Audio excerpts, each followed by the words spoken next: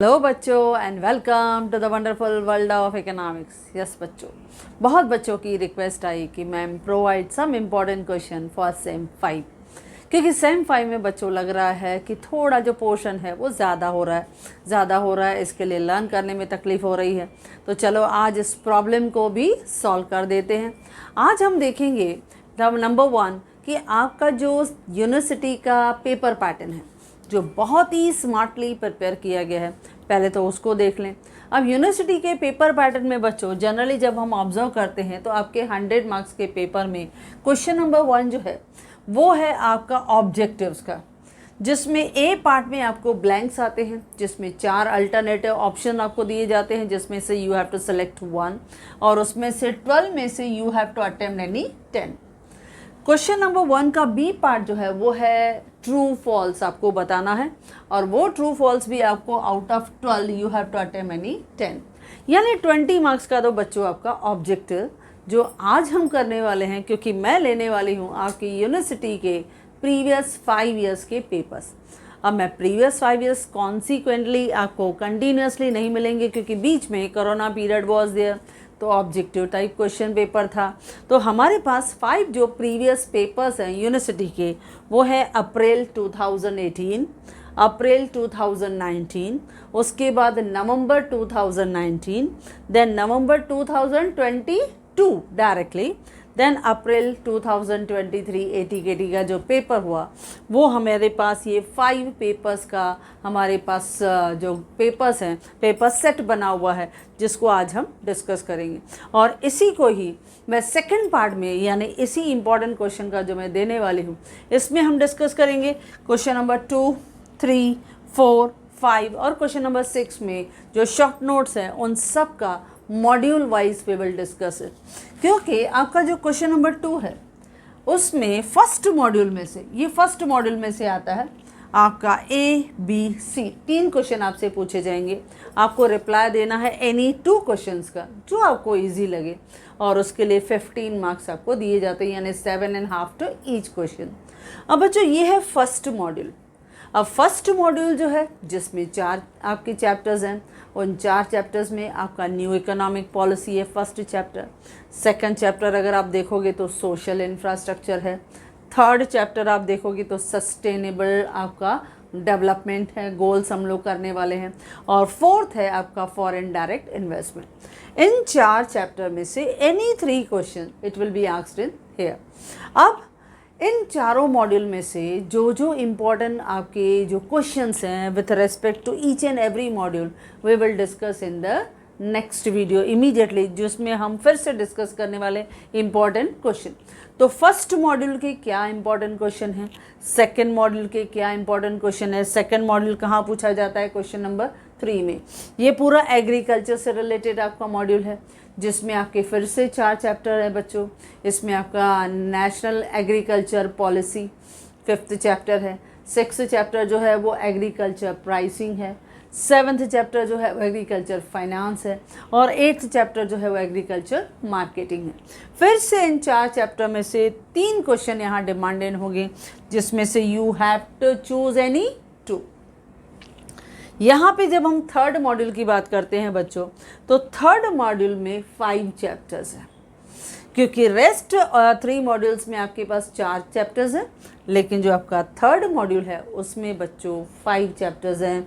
लेकिन उसमें हम देखेंगे कंपैरेटिवली ये मॉड्यूल जो है वो भी ईजियर है, क्योंकि इसमें आपका आता है competition act, disinvestment policy, micro small medium enterprises, then pollution in the industrial sector in India, और हमारा सर्विस सेक्टर। ये 5 चैप्टर्स हैं, और इन 5 चैप्टर में से कोई भी 3 क्वेश्चन यहाँ पूछे जाएंगे, जिसमें से आपको जवाब देना है एनी 2 का। अच्छा, फिर जब हम 4th मॉड्यूल आएंगे जो इजी आपका मॉड्यूल माना जाता है, जिसमें आपका पहला बैंकिंग सेक्टर है, नेक्स्ट इंश्योरेंस सेक्टर है, देन मनी मार्केट है, और फाइनल कैपिटल मार्केट है। तो बच्चों इन 4 आपके चैप्टर में से भी 3 क्वेश्चन यहाँ पूछे जाएंगे, जिसमें से एनी 2 का आपको रेस्पॉन्स देना है। यहाँ पे आपके पास 6 जो है शॉर्ट नोट पूछे जाते हैं, जिसमें आपको रिप्लाई देना है एनी 4। ये 20 मार्क्स का है। तो आप अपनी जो प्रिपरेशन है वो इस पेपर पैटर्न के हिसाब से आप अच्छी तरह से कर लो, और वो हम सेकंड जो हमारा इसके साथ कनेक्टेड जो हमारा पार्ट आएगा उसमें यू विल सी दैट मैं हर मॉड्यूल में से इम्पॉर्टेंट क्वेश्चन जो इन 5 आपके पेपर्स में हमें दिखाई दिए हैं हम उन्हीं को डिस्कस करेंगे कि किस तरह से आपको प्रिपरेशन करना है। आप चाहो तो हर एक, जहाँ पे भी 4 चैप्टर्स हैं, आप कोई भी 3 चैप्टर्स अच्छी तरह से थरली प्रिपेयर कर लो, एक चैप्टर को स्किप कर सकते हो। ओके बच्चों, आज हमारा मेन कोर पॉइंट है क्वेश्चन नंबर 1, यानी इसकी जो MCQs हैं, जो हमारा ऑब्जेक्टिव टाइप क्वेश्चंस है, उसको बच्चों हम डिस्कस करने वाले हैं। तो चलो देखते हैं इसी ऑब्जेक्टिव का। पहले मैं पेपर ले रही हूँ क्योंकि मैंने यही पेपर्स लिए हुए हैं और यही पेपर्स मैंने आपको जो है वो एक्सप्लेन करके आपके साथ डिस्कस करके हमने इन दोनों वीडियो में डिस्कस किया है। If you will go through all these important question you will see that you will clear your university exam with very flying colours बच्चों।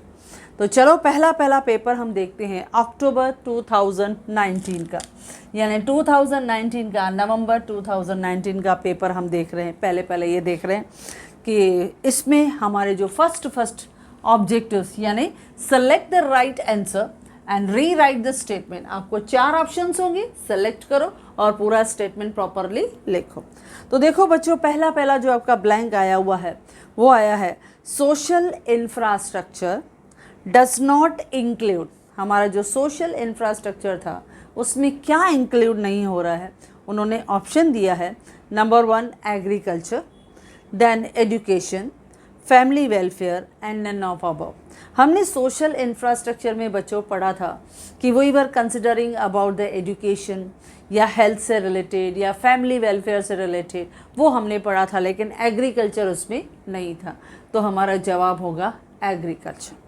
सेकंड है dash is an initiative to make India a manufacturing hub. अब हमारे India को make in India जो है एक manufacturing hub बनाना है। तो मैन्युफैक्चरिंग हम कहाँ पे बनाएंगे? जो हमने देखा था मेक इन इंडिया प्रोग्राम था। तो आपके 4 ऑप्शन है बच्चों, skill India, Niti Aayog, invest India या मेक इन इंडिया। तो हमारा जवाब ही क्लियर है बच्चों, make in India. Then third है project approved by foreign investment promotion board, यानी FIPB, जो हमने FDI के चैप्टर फर्स्ट मॉड्यूल में पढ़ा था बच्चों कि किस तरह से ये जो FIPB था यानी फॉरेन इन्वेस्टमेंट प्रमोशन बोर्ड जो था उसने कौन कौन से प्रोजेक्ट जो थे वो अप्रूव किए थे। उसमें ऑप्शन दिया है आपको कोको कोला, यस ये प्रोजेक्ट अप्रूव किया था, जनरल इलेक्ट्रिक, यस ये भी अप्रूव किया था, मैकडॉनल्ड्स ये भी अप्रूव किया था, और डी है all the above, yes all the above, यानी ये तीनों उन्होंने अप्रूव किया था। इसके लिए हमने डी को करेक्ट कर दिया कि all the above. Then fourth one है the average agricultural growth rate since 2000। जो हमारा 5th चैप्टर है कि हमारा जो नेशनल एग्रीकल्चर पॉलिसी है उसमें बच्चों हमने क्या ऑब्जर्व किया कि हमारी जो एग्रीकल्चर ग्रोथ है वो 4% से कम है। ये हमारी एक्चुअल पोजीशन है, लेकिन हम चाहते हैं कि हमारी वो ग्रोथ 4% से ज़्यादा हो। तो the average agriculture growth rate since 2000 it is above 4%। क्या वो अबव 4% है? Less than 4%? It is less than 4%। या 4% है? नो 4% भी नहीं। टारगेट ऐसा है कि इट शुड बी अबव 4 था, जो 4% होना चाहिए, लेकिन जनरली क्या मिलती है 4% बिलो, या नन ऑफ दिस। नहीं, ऐसा नहीं है, क्योंकि सिंस द एवरेज हम लोगों ने देखा सिंस 2000 से on an average the agriculture growth rate is less than 4%। Then 5th one जो है किसान क्रेडिट कार्ड।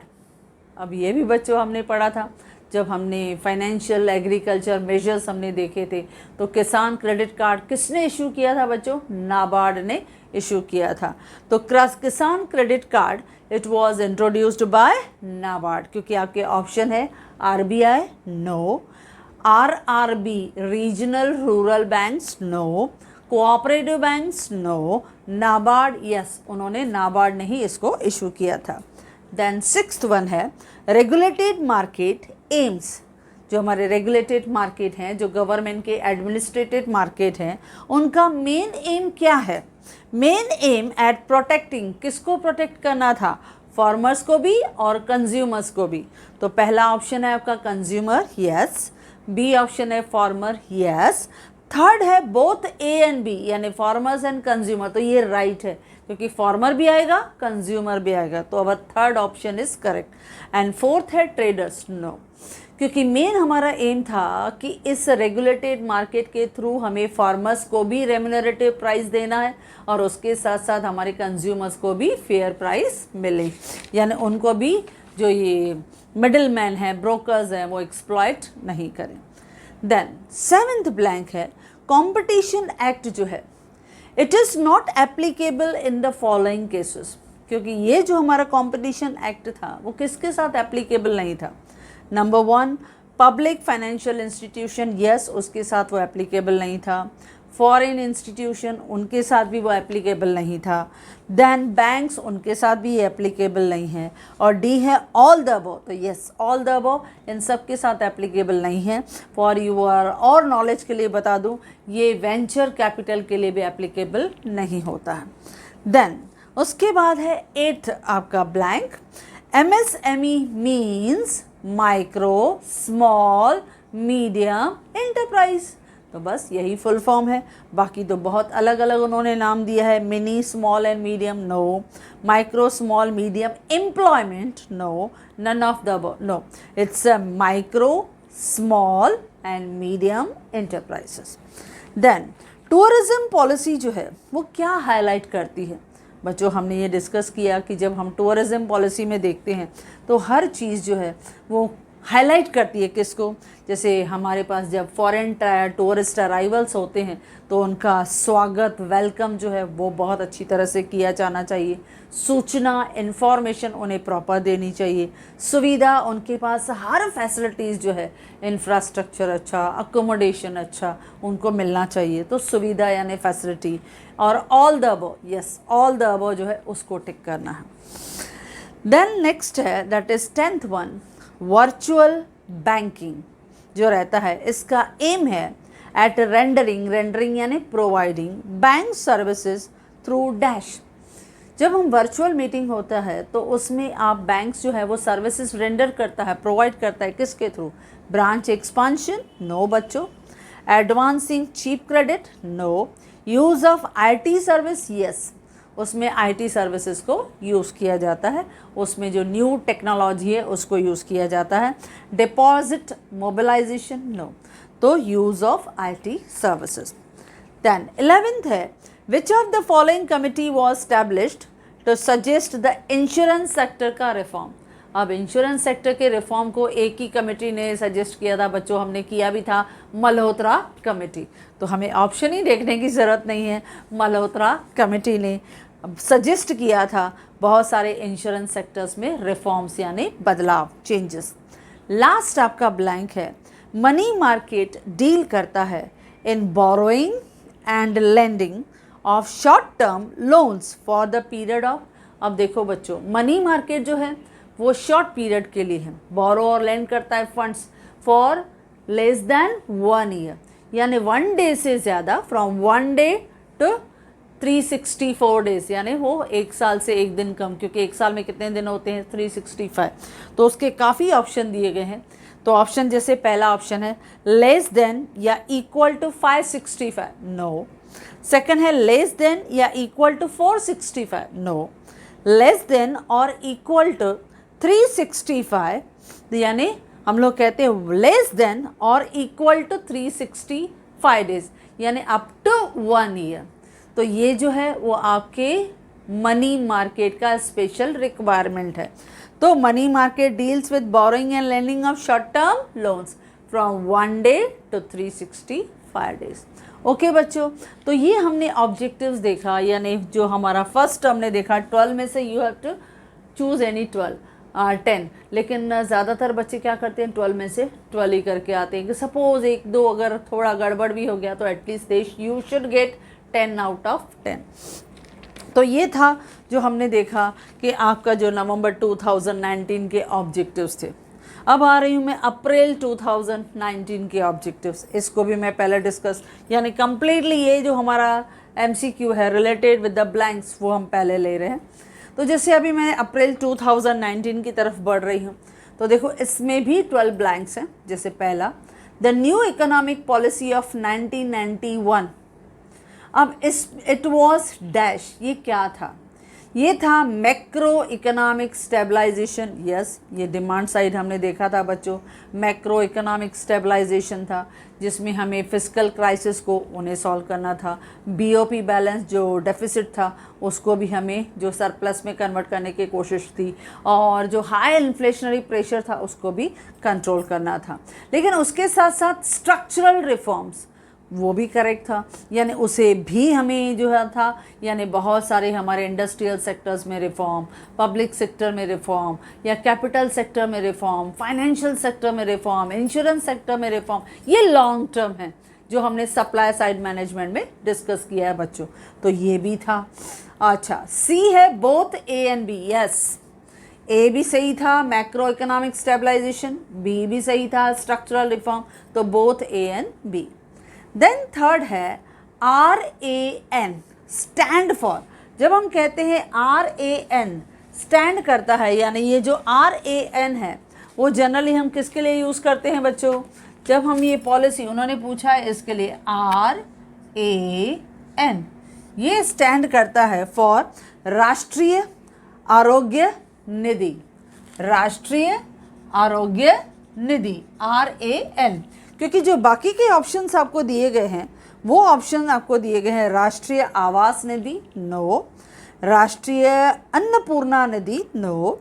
राज्य आरोग्य निधि, नो। इट्स राष्ट्रीय आरोग्य निधि, ये आपका रहेगा। तो ये आपका फर्स्ट ऑप्शन करेक्ट है।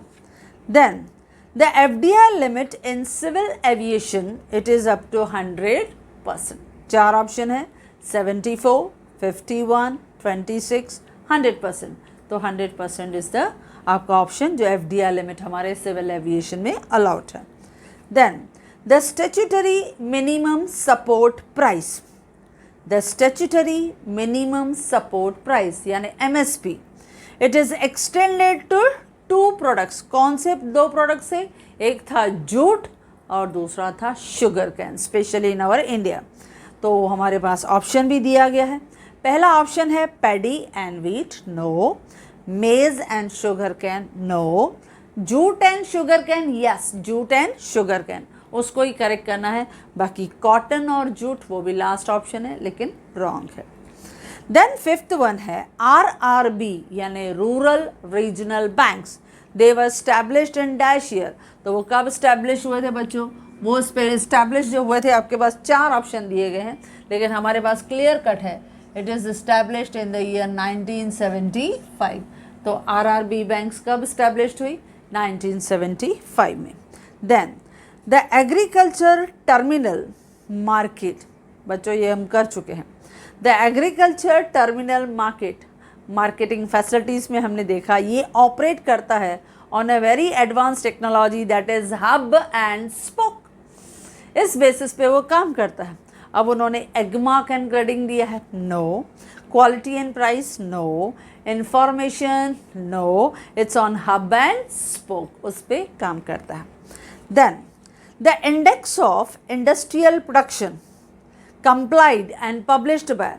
जब भी हम इंडेक्स नंबर इंडस्ट्रियल ग्रोथ से रिलेटेड जब भी हम अपने इकोनॉमी में प्रोवाइड करते हैं और पब्लिश करते हैं, तो वो किससे होता है? आपकी central statistical office. You know that central statistical organisation उसका मेन हिस्सा है। तो इसके लिए state statistical office, no. RBI, no. SEBI, no. Central statistics office, yes. तो वहीं से ही आपका इंडेक्स ऑफ इंडस्ट्रियल प्रोडक्शन ये कहाँ किया था? Competition act of 2002। बच्चों वहाँ पे हमने ये पूरा डिटेल में किया था। देन 8th आपका ब्लैंक है, the following are the objectives of disinvestment. ये डिसइन्वेस्टमेंट का मेन ऑब्जेक्टिव है। Number 1, to reduce the financial burden of government, yes correct. Improve public finance, yes. Third, introduce competition और market में एक proper discipline चाहिए, yes, यानी all the above. Then ninth one, dash refers to remote diagnosis, monitoring and treatment of patient via video conferencing or the internet. अब ये हमने कहाँ पढ़ा था, रिसेंटली डिस्कस किया, टेली मेडिसिन, क्योंकि अभी ये हमारे इकोनॉमी में हेल्थ केयर सेक्टर में काफ़ी ग्रोइंग सेक्टर है टेली मेडिसिन, क्योंकि टेली मेडिसिन के थ्रू ही हम लोग जो रूरल एरियाज़, बैकवर्ड एरियाज़ में हम उनके पेशेंट्स को मॉनिटर कर सकते हैं, गाइड कर सकते हैं, सजेस्ट कर सकते हैं. तो इस तरह की डायग्नोसिस और उनकी ट्रीटमेंट ऑफ पेशेंट जो है जब वीडियो कॉन्फ्रेंसिंग या वाया इंटरनेट के थ्रू होती है तो उसे हम क्या कहते हैं बच्चों, टेली मेडिसिन. देन है लिक्विडिटी एडजस्टमेंट फैसिलिटी यानी LAF. It is consist of dash operation. तो ये आपका ऑपरेशन किस में आता है, रेपो एंड रिवर्स रेपो. वहाँ पे हम लिक्विडिटी एडजस्टमेंट फैसिलिटी प्रोवाइड करते हैं. देन इस लिक्विडिटी एडजस्टमेंट में हम क्या करते हैं, जहाँ पे बैंक्स जो हैं उनको अलाउ किया जाता है टू बोरो द फंड्स, और वो स्पेशली रेपो और रिवर्स रेपो में थोड़ा बहुत चेंजेस करके अपनी जो रिक्वायर्ड मॉनेटरी बैलेंस है उनको मैनेज करने की कोशिश करते हैं, क्योंकि वो क्वांटिटेटिव टूल्स हैं in the hands of RBI to control the credit. Then 11th है SEBI. The SEBI was set up as a non statutory body. बच्चों ध्यान देना, नॉन स्टैट्यूटरी बॉडी, क्योंकि अगर स्टैट्यूटरी बॉडी है तो 1992 में, लेकिन अगर स्टैट्यूटरी बॉडी है यानी हम लोग कहते हैं नॉन स्टैट्यूटरी तो वो 1988 में. The SEBI was set up as a non statutory body.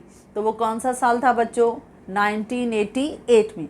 लेकिन स्टैट्यूटरी यानी कंपल्सरी उसने as per the legal framework काम करना शुरू किया 1992 से. तो ये 1998 में नॉन स्टैट्यूटरी बॉडी जब शुरू हुआ था तो ये था 12 अप्रैल 1988 में. देन ट्रेजरी बिल्स जब हम देखते हैं बच्चों, टी बिल्स. अब ये टी बिल्स आपने देखा था 91 डेज़ के लिए आते हैं, 182 डेज़ के लिए आते हैं, 364 डेज़ के लिए हमारी गवर्नमेंट जो है वो यूटिलाइज करती है. तो ये शॉर्ट टर्म बोरोइंग्स हैं.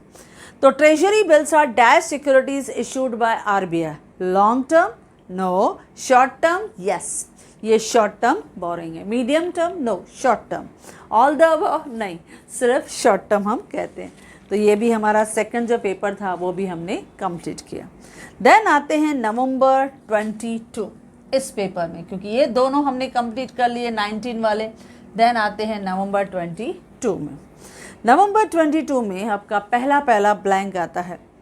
कैपिटल एडिक्वेसी नॉर्म्स जो हैं, कैपिटल एडिक्वेसी नॉर्म्स ये हेल्प करते हैं किस में, इंक्रीज बैंक का प्रॉफिट, नो, ये हमारे बैंक्स को स्टेबिलिटी लाने में हेल्प करते हैं. To maintain the financial stability, yes, उसमें हेल्प कर देते हैं. तो यही एक करेक्ट है. Control inflation, no. Reduce BOP का deficit, no. To maintain financial stability. Then second, dash is responsible for coordinating SDG यानी sustainable development goals in India, और उसके लिए आपकी एक ही organisation that is NITI Aayog.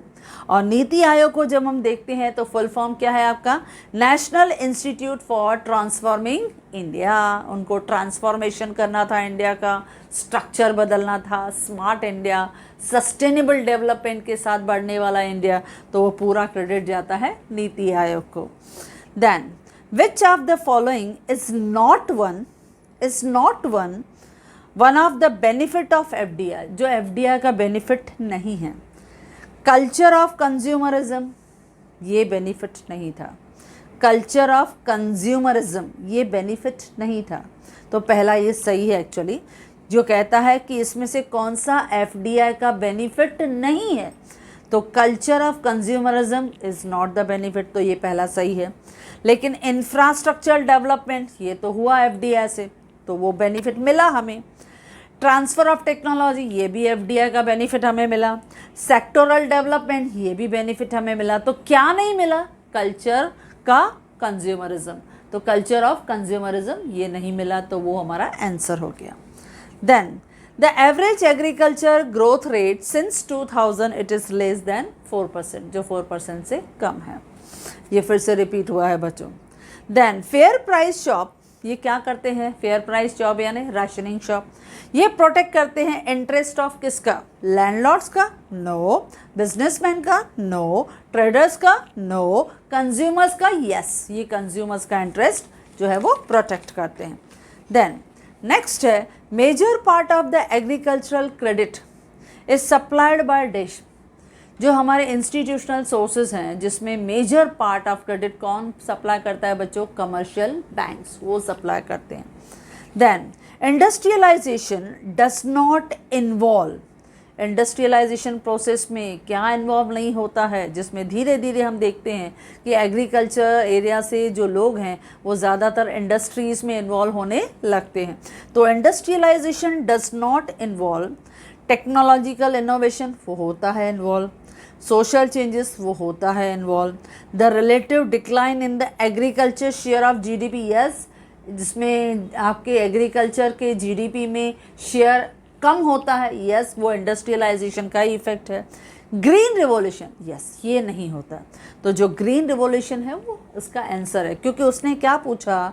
Industrialisation does not involve, क्योंकि industrialisation में green revolution नहीं आता है बच्चों।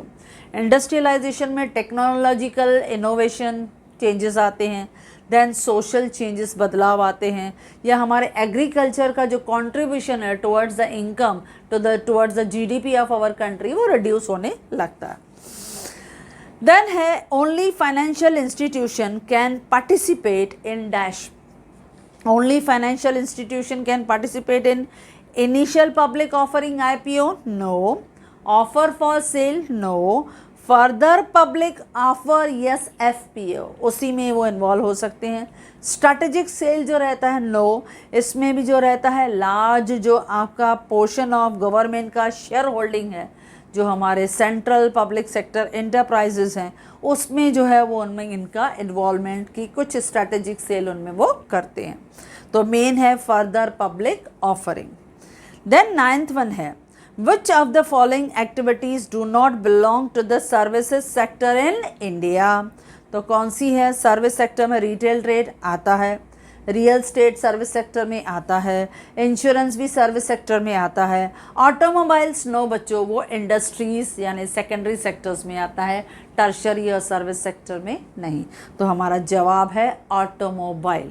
उसने कहा which of the following activities do not belong to the service sector. Service sector में क्या नहीं आता है? ऑटोमोबाइल नहीं आता है। बाकी रिटेल जो आपकी ट्रेडिंग है, रियल स्टेट का है बिजनेस है, या इंश्योरेंस अगर हम लोग कहें तो वो सर्विस सेक्टर का हिस्सा है बच्चों। देन फाइनेंशियल इंक्लूजन जिसका एम था, जो हमारे प्राइम मिनिस्टर ने 2014 में प्राइम मिनिस्टर जन धन योजना जो है उन्होंने स्टार्ट किया, वो भी ज़ीरो बैलेंस के साथ। तो ये हमारा फाइनेंशियल इंक्लूजन है। Aims at providing financial services to dash to the poor people, ताकि उनका भी अकाउंट बैंक में हो सके। तो वो हमारा फाइनेंशियल इंक्लूजन था, जिसका मेन एम क्या था? फाइनेंशियल असिस्टेंस किसको प्रोवाइड करें? टू पुअर पीपल को। तो उन्होंने ऑप्शन दिया इंडस्ट्रियलिस्ट को, नो। फॉरेन इन्वेस्टर्स को, नो। इंडियन इन्वेस्टर्स को, no. To poor people. Then 11th blank, which of the following is a part of the organized sector of Indian money market?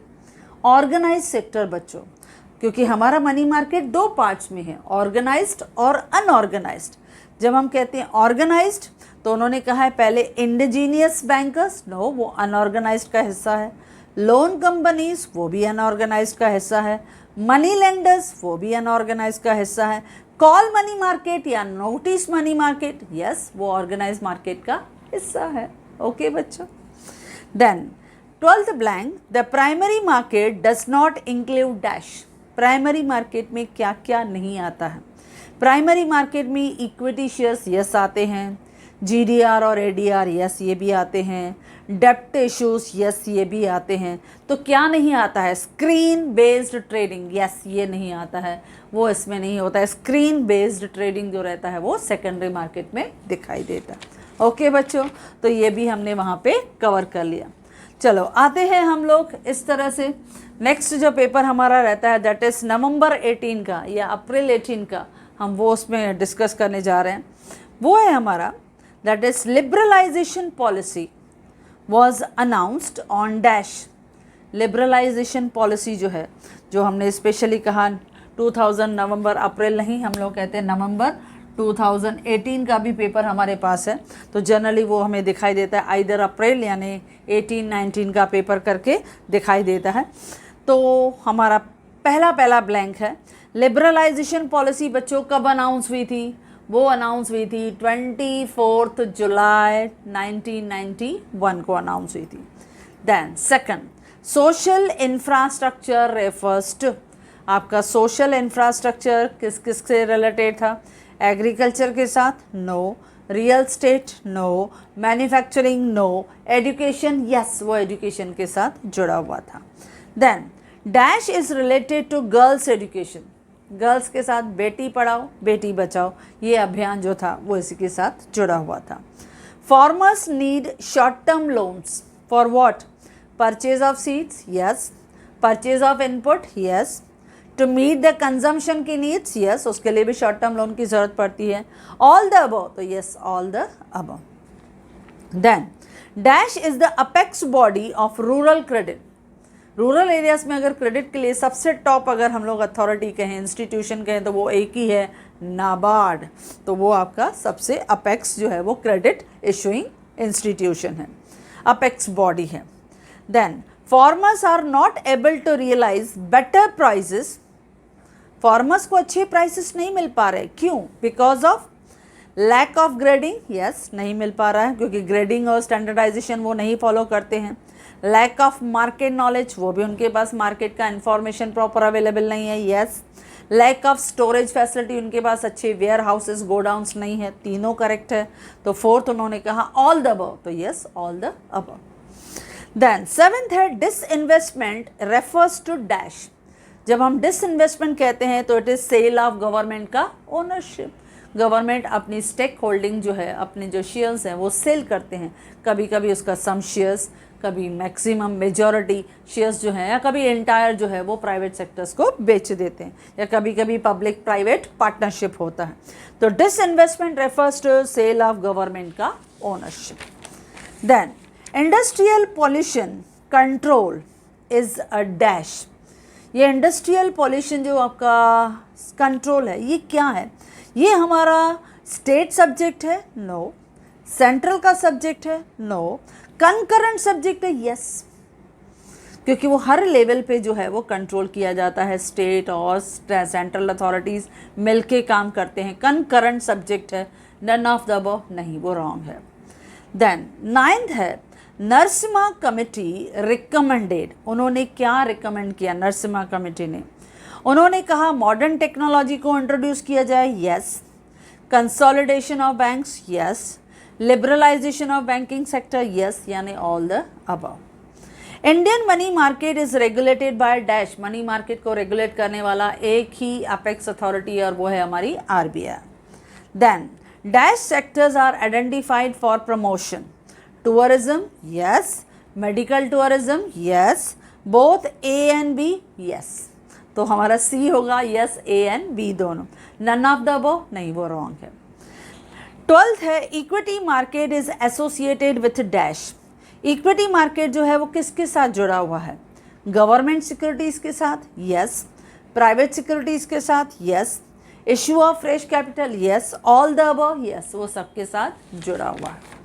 Then final paper जो है that is अप्रैल 2023 का जो ATKT का paper है बच्चों, ये भी हम करके देखते हैं। मैक्रो इकोनॉमिक स्टेबलाइजेशन मेजर्स, फिर से देखो रिपीट हो रहा है, macro economic stabilisation measures are dash measures.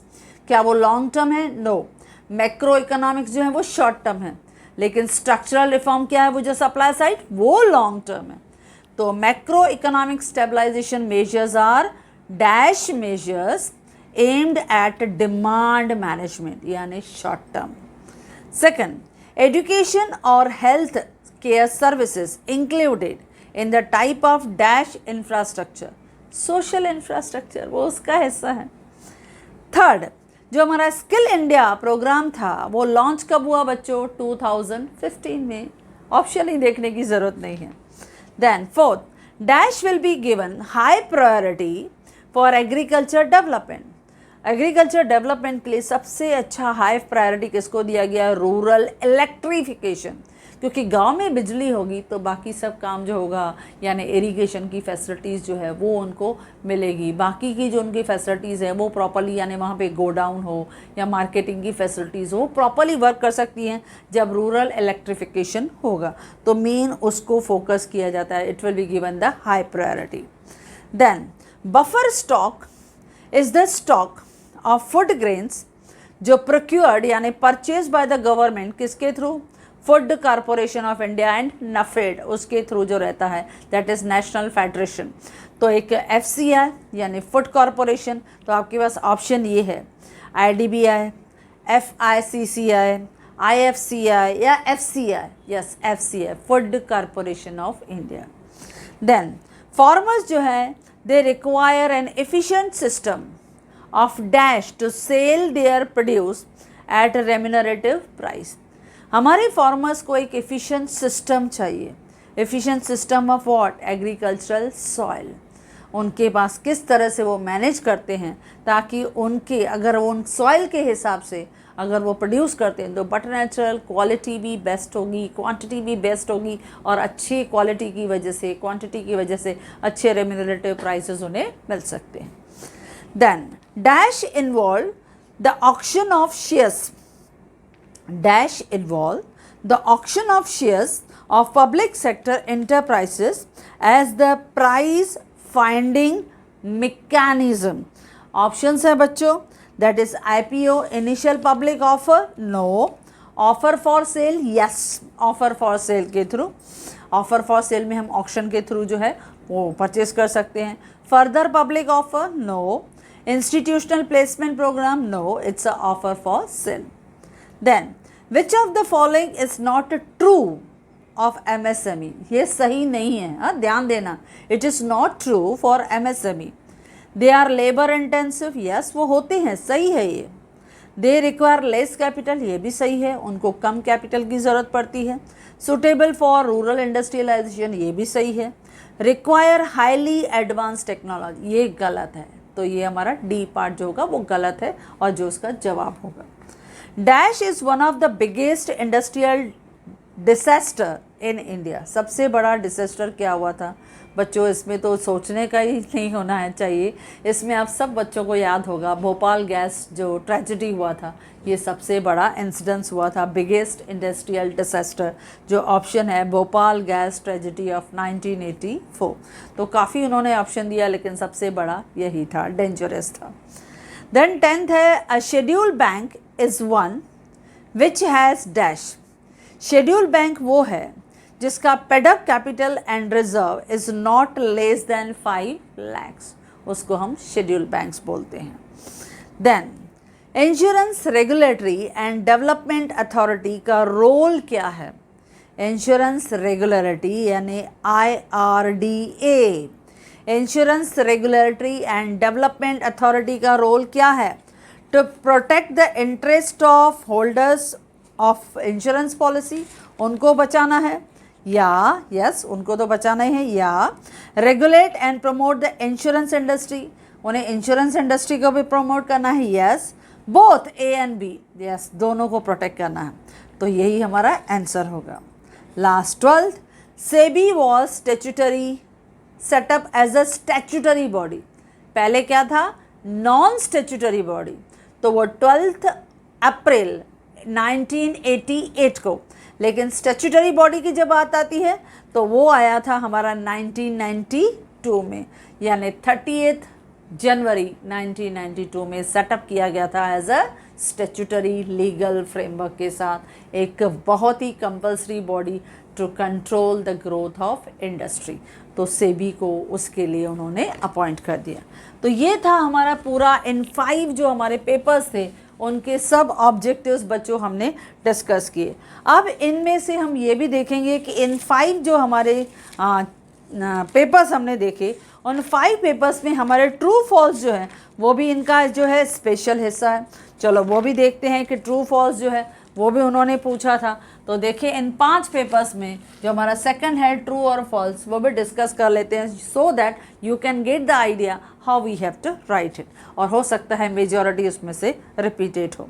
जैसे पहला उन्होंने कहा है दैट इज़ नवंबर 19 का, फिर से मैं ले रही हूँ नवंबर 19 का paper, the new economic policy of 1991, ये announced by union finance minister doctor Manmohan Singh. Yes, उस समय हमारे फाइनेंस मिनिस्टर जो थे वो मनमोहन सिंह थे, जो बाद में हमारे प्राइम मिनिस्टर हुए। तो वो बहुत अच्छे फाइनेंस मिनिस्टर थे, तो उन्होंने इस न्यू इकोनॉमिक पॉलिसी को अनाउंस किया था, तो ये ट्रू है।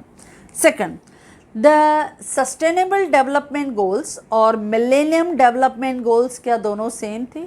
नो। सस्टेनेबल डेवलपमेंट गोल्स जो थे वो हमने देखा था सितंबर 2015 के बाद UNGA ने एडॉप्ट किया था एज अ 2030 का agenda after the success of millennium development goals. तो उन्होंने पहले 15 साल वो कंप्लीट किया, उसके बाद उन्होंने इस तरह से जो SDG थे उनको एक्सेप्ट किया, तो दोनों सेम नहीं थे बच्चों।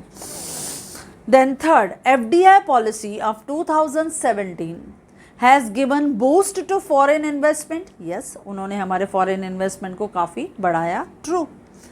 Agriculture price policy, it is necessary to improve terms of trade in favour of farmers. Yes, agriculture price policy की वजह से अगर हम फॉलो करते हैं तो बटर नेचुरल फार्मर्स को एक अच्छी प्राइस जो है, रेम्यूनरेटिव प्राइस जो है वो उनको मिलेगा, ताकि वो नेक्स्ट जो उनका फार्मिंग होगा, नेक्स्ट जो फार्मिंग प्रोसीजर्स के लिए जो उनके रॉ मटेरियल्स होंगे, इनपुट होंगे, उनके लिए उनको सफिशिएंट फंड्स प्रोवाइड होने चाहिए। Then share of cooperative banks in institutional agriculture finance धीरे धीरे कम हो रहा है, डिक्लाइन हो रहा है। यस, ट्रू, क्योंकि धीरे धीरे किसका रोल बढ़ रहा है बच्चों? कमर्शियल बैंक्स, वो ज़्यादा इन्वॉल्व हो रही हैं, वो ज़्यादा से ज़्यादा आपके रूरल एरियाज़, एग्रीकल्चर एरियाज़ में क्रेडिट फैसिलिटीज़ प्रोवाइड कर रही हैं। Sixth, regulated market render useful services to both producers as well as consumer. Yes, क्योंकि regulated market दोनों को प्रोटेक्ट करते हैं, हमारे प्रोड्यूसर्स को भी और हमारे कंज्यूमर्स को भी। Then IPO initial public offer और FPO फर्दर पब्लिक ऑफर दोनों आइडेंटिकल मेथड्स हैं? नो, दोनों डिसइन्वेस्टमेंट के डिफरेंट मेथड्स हैं। Then SIDBI is the only refinancing agency and does not provide direct assistance to small units. No, ये false है, क्योंकि सिर्फ SIDBI नहीं, बहुत सी ऑर्गेनाइजेशंस हैं जो रूरल एरियाज़ को सपोर्ट करती हैं। उसमें हमने देखा कोऑपरेटिव सेक्टर्स था, रूरल रीजनल बैंक्स थे, स्टेट बैंक्स थे, माइक्रो फाइनेंसिंग थे, स्मॉल फाइनेंसिंग, वो उन्हें इस तरह की एड दे रही थी। तो इस तरह से उन्हें काफ़ी जो फाइनेंशियल ऑर्गेनाइजेशन थी वो भी सपोर्ट करते थे। Then India has several legislation for prevention and control of industrial pollution. Yes, government ने हमारे इस इंडस्ट्रियल पोल्यूशन को कंट्रोल करने के लिए बहुत सारे रूल्स एंड रेगुलेशन और एक्ट को पास किया, इनेक्ट किया। Then internet banking is a product of e-commerce. Yes, internet banking is a product of e-commerce in the field of banking and financial service. Yes, उसमें ये काफ़ी हमारा best बून जो है वो हमारे इस बैंकिंग सेक्टर में प्रूव हुआ है, जिसकी वजह से बैंकिंग एक्टिविटीज़ जो है वो काफ़ी बढ़ गई हैं।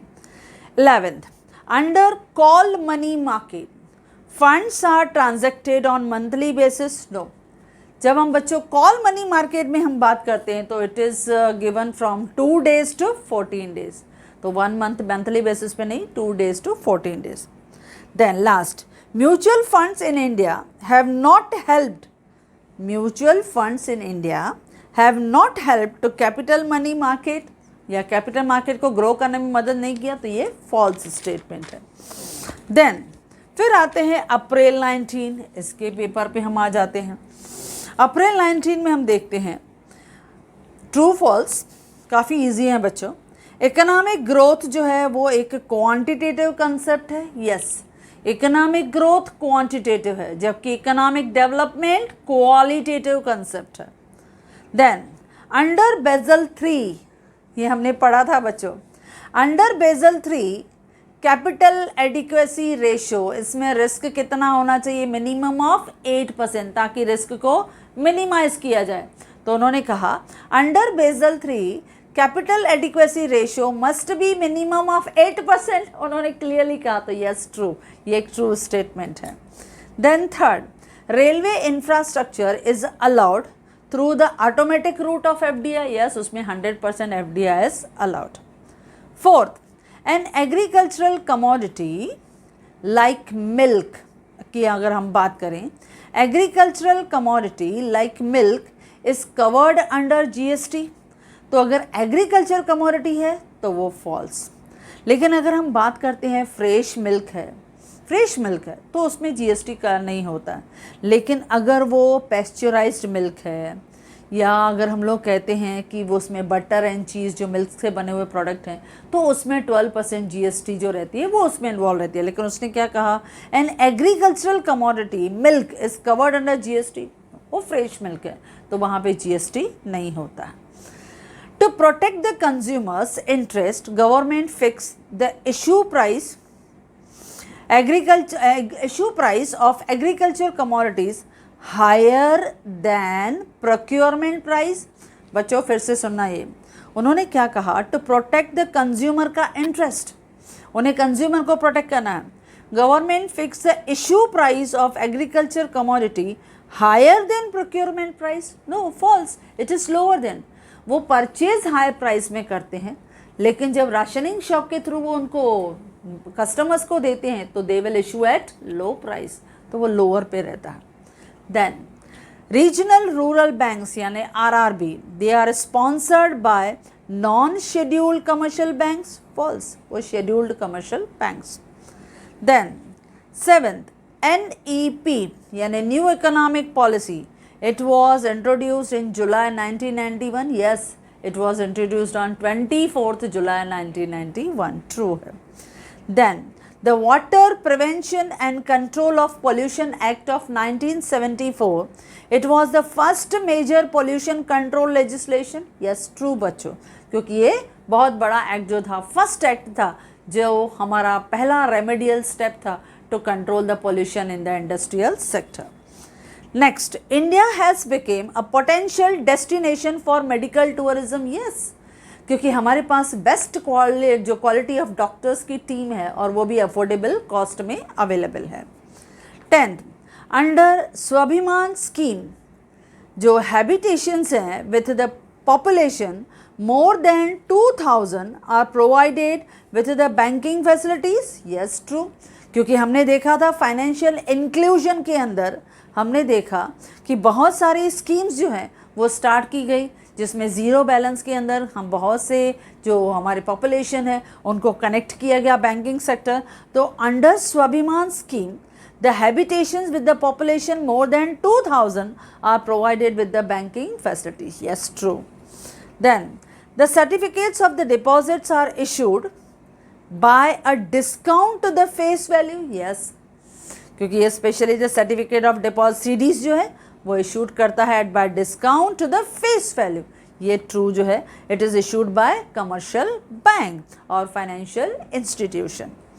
Then 12th, the gilt edged market deal in a government and semi government securities, yes, वो हमारे गिल्ट एज मार्केट जो हैं वो हमारे गवर्नमेंट और जो हमारे सेमी गवर्नमेंट की स्कीम्स हैं उनके साथ डील करते हैं, जिसमें फिक्स्ड रेट ऑफ इंटरेस्ट जो है वो इन्वेस्टर्स को मिलता है, जो स्पेशली हम देखते हैं प्रोविडेंट फंड हो या स्पेशली हम लोग पेंशन्स हो, इसमें स्पेशली ये सब चीज़ें दिखाई देती हैं।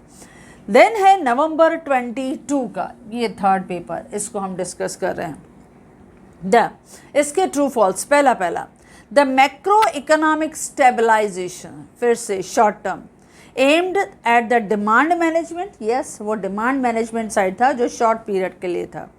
सेकंड, सोशल इंफ्रास्ट्रक्चर हेल्प करता है पॉजिटिव एक्सटर्नलिटीज़, यस, क्योंकि जितना सोशल जो एक्टिविटीज़ होंगी, इंफ्रास्ट्रक्चर बढ़ेगा, जितना हेल्थ केयर फैसिलिटीज़ बढ़ेंगी या हमारा फैमिली वेलफेयर प्रोग्राम्स ज़्यादा से ज़्यादा एग्जीक्यूट होगा तो पॉजिटिव इफेक्ट जो होगा उसका ज़्यादा होगा। Third, make in India was succeed in achieving all its object, नहीं, सब ऑब्जेक्टिव्स नहीं, फ्यू ऑब्जेक्टिव्स को अचीव करने में हम सक्सेस हुए। Fourth, issue price is lower than procurement price, issue price lower होता है, यस, प्रोक्योरमेंट हाई पे होता है, इशू हम लोअर पे करते हैं, तो ये ट्रू है। Then finance from traditional sources is easy to assess, yes, इसके लिए ट्रेडिशनल सोर्सेज जो हैं वहाँ से जल्दी लोग पहले बोरो कर लेते थे, अपने जो ट्रेडर्स हो गए, कमीशन एजेंट्स हैं, ब्रोकर्स हैं, उनसे ले लिया, ज़मींदार से ले लिया, मनी लेंडर से ले लिया, तो वो जल्दी वहाँ से ले लेते थे क्योंकि जल्दी उनको मिल जाता है। A good and efficient marketing system is must for agriculture process, yes, बहुत ज़रूरी है ताकि उनको अच्छे प्राइसेस मिल पाएँ। MSME are by and large labor intensive, yes, true. Then toxic waste की वजह से pollution होता है, true. Tourism encourage करता है growth of sectors, yes, true. In the initial stage of development of an economy, service sector dominate करता था, no, agriculture dominate करता था, तो false. FDI is not permitted in the insurance sector in India, false, वहाँ पे भी permitted है, वहाँ पे भी some percentage 26% तक allow किया जाता है। Capital market is a market for lending and borrowing short term funds, no long term funds, false हो जाता है, तो ये भी हमने कर लिया। Then आते हैं हम स्पेशली आपका नवंबर या हम लोग अप्रैल 2018 का पेपर हम लोग देख लेते हैं, चलो इसको डिस्कस कर लेते हैं बच्चों। नाउ ये है न्यू इकोनॉमिक पॉलिसी वॉज जो है it is launched by not announce, launched by PV Narasimha Rao, yes, true. Invest in India is attract foreign investment, yes, true. National nutrition mission जो 1993 में चालू हुआ, जिसको NNM कहते हैं, national nutrition mission, NNM. It is created to ensure the effective nutrition intervention, yes, true. Central government allocation to agriculture decline in आपका recent years, yes, true. Then credit provisioning for agriculture is adequate in India, क्या कहा उन्होंने, credit provisioning for agriculture is adequate, उतना adequate provide नहीं होता है जितनी ज़रूरत है, तो इसके लिए क्या कहेंगे, फॉल्स। किसकी वजह से हम क्या देखते हैं, किसान क्या करता है, डिस्ट्रेस सेल, जल्दी जल्दी घाई में वो जो है अपने जितना भी एग्रीकल्चर प्रोड्यूस है सेल कर देता है, तो उतना उसे क्रेडिट नहीं मिल पाता है जितना उसे मिलना चाहिए, तो इतना एडिक्वेट नहीं है। Agricultural marketing infrastructure is इनएडिक्वेट in India, true, अभी तक कवर नहीं हो पाया है। Disinvestment in India is mainly governed by the deficit consideration, true. National Green Tribunal is responsible to maintain the environment, yes, true. ये बहुत बड़ा जो है वो protected रहता है to industrial pollution. FDI flows into service sector are not satisfactory, no, it is false, क्योंकि FDI हमारे सर्विस सेक्टर में तो काफ़ी सपोर्ट कर रहा है और बहुत सारे सेक्टर्स में तो 100% FDI is allowed. Indian banking sector is facing serious threat from non-performing assets, true. Indian money market is segmented, वो छोटे छोटे segments में divided है, yes, true. Indian insurance sector provide only life insurance, नहीं, बहुत से varieties जो है non life insurance भी वो काफ़ी अच्छा perform कर रहा है, तो चलो ये भी हमारा true false हो गया। चलो आखिरी पेपर जो है इसका हम लोग देख लेते हैं लास्ट 5 मिनट्स में, दैट इज़ अप्रैल 2023 ATKT का पेपर था, इसमें भी हमारे ट्रू फॉल्स काफ़ी इजी आए थे बच्चों। अगर आपका जो क्वेश्चंस जो है इस मॉड्यूल के आपने अच्छी तरह से पढ़े हैं तो आपका ट्रू एंड फॉल्स इजी हो जाता है बच्चों। अब देखो स्ट्रक्चरल रिफॉर्म्स, देखो फिर से आए स्ट्रक्चरल रिफॉर्म, जो सप्लाई साइड मैनेजमेंट है, लॉन्ग टर्म है, तो structural reforms are long term measures to improve the supply side of Indian economy, true. Then primary health centres जो हैं वो exist in the semi urban area, with the population between 80 to 1,20,000? No, it is false. क्योंकि जब हम primary health centres बोलते हैं बच्चों, तो वहाँ पॉपुलेशन कितनी चाहिए? 20,000 से 30,000 तक. उन्होंने कहा 80,000 to 1,20,000. नो, 80,000 to 1,20,000 क्या चाहिए? कम्युनिटी हेल्थ सेंटर्स, वो बड़ी एरियाज हो जाती हैं. लेकिन उन्होंने प्राइमरी हेल्थ कहा तो it is up to 20 to 30,000. तो ये फॉल्स हो गया. थर्ड, अटल पेंशन योजना ये प्रोवाइड करती है पेंशन किसको? अनऑर्गेनाइज सेक्टर्स को. Yes, true. Land to the zamindars is the main objective. Land to zamindars? No no, land to zamindars, no, farmers को मिलनी चाहिए. Land to zamindars is the main objective of Indian land reform. False, गलत है. Public distribution system यानी PDS is the responsibility of centre and state. Yes, दोनों की जिम्मेदारी है. True. The limit of KCC यानी Kisan credit card is fixed on the basis of operational land holding. उसका cropping pattern क्या है, उसका स्केल ऑफ फाइनेंस क्या है, उस पर डिपेंड करता है. Yes, true. Then full form of SIDBI जो रहता है, it is strategic industries development board of India. No, ये उसका फुल फॉर्म नहीं है. Small industrial development bank of India, ये है सिडबी का फुल फॉर्म. तो रॉन्ग है. Then eighth one, dump of chemicals या heavy metals, non biodegradable material by industrial unit, ये हमारे सॉइल पॉल्यूशन का एग्जाम्पल है. यस बच्चों, true. The service sector is also known as secondary sector. No, service sector को क्या बोलते हैं? Tertiary sector. तो फॉल्स है. फाइनेंशियल इंक्लूजन का एम है providing the financial services to poor people. अभी अभी करके आए. ट्रू. देन इंश्योरेंस की जो डेंसिटी है, it is falling in India. No, false. अभी तो हर कोई जो है वो इंश्योरेंस करवा रहा है, चाहे वो लाइफ हो या नॉन लाइफ हो. आप देखो हमारे व्हीकल्स को हम जो इंश्योरेंस करवा लेते हैं, अपनी हेल्थ को भी इंश्योरेंस करवा लेते हैं, मेडिक्लेम जो है वो भी ले लेते हैं. तो ये बहुत अभी धीरे धीरे अवेयरनेस बढ़ रहा है. तो ये फॉल्स है बच्चों कि insurance density is falling in India. No, it is growing in India.